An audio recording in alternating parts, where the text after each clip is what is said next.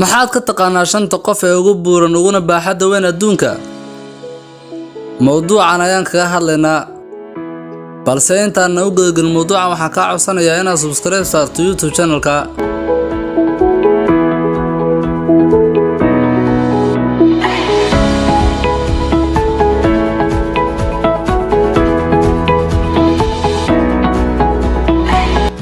Tani waa safar aan ku galayno waayo aragnimada aadanaha, halkaas oo aan ku ogaanayno in gudaha sheeko kasta oo aan hore loo arag ay ku dhex jirto sheeko kan, iyo in si qoto dheer loo falanqeeyo isla markaana loogu sheego qof walba oo danaynaya. Haddii aan ku bilaabo lambarka koowaad, waxaa ku jira John Prower Minogue. Miisaankiisa waxaa lagu qiyaasaa 1400, da'diisuna 41, waxaana u dhashay dalka United of America. John wuxuu sii ahaanayaa mid dacdiis la sii diiwaan geliyo. John oo ku dhashay USA September 29, 1941, wuxuu la halgamayay miisaankiisa oo dhan noloshiisa. Bartamihii 20-meeyadii miisaanka John wuxuu si firfircoon uga sarmaray 300 kilogram.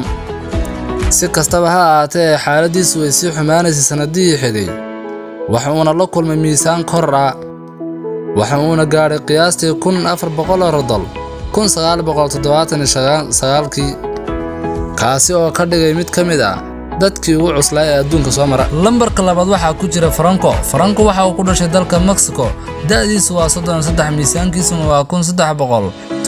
Nolosha Juan Pedro waxay yeelatay isbeddel aan caadi ahayn markii uu jirkiisa bilaabay inuu kordho heer aan hore loo arag. Waxa uu ku dhashay May 14, 1985 dalka Mexico. Markii uu gaadhay dugsiga sare, waxa uu la halgamay xaalad ka dhigi karta mid ka mid ah dadka ugu miisaanka culus meel kastana laga diiwaan geliyo. Hadda Franco waa qofka adduunka ugu buuran ee nool. Lambarka saddexaad waxaa ku jirta Terry Smith.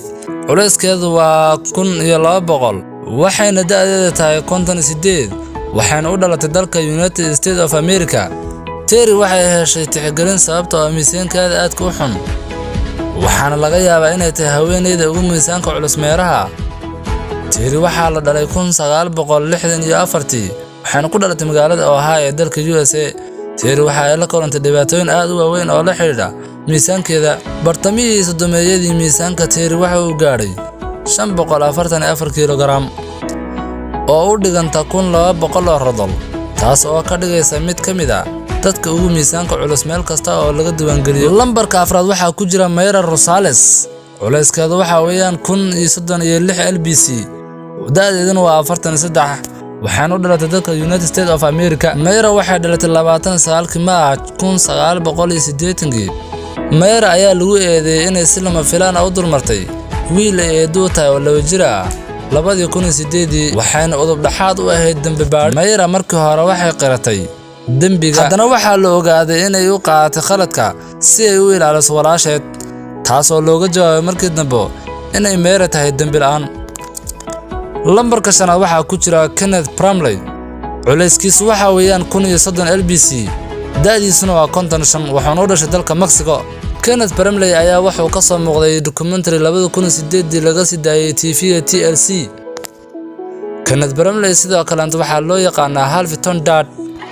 wuxuu ku dhashay Texas, Mareykanka, September 22, 1964.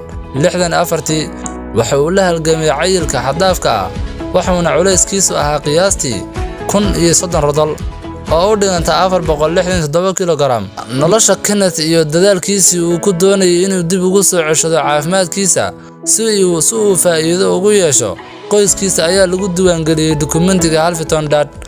Dokumentigaas oo iftiimiyay kicitaanka maalinlaha ee uu qoyskiisa ku qabaan.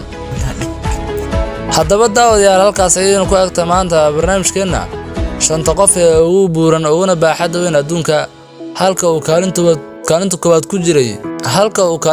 kaga jiray John Prower oo ahaa qofka ugu buuran adduunkan aynu ku noolnahay. indoraba dushan ka eegan jiray adun baan inta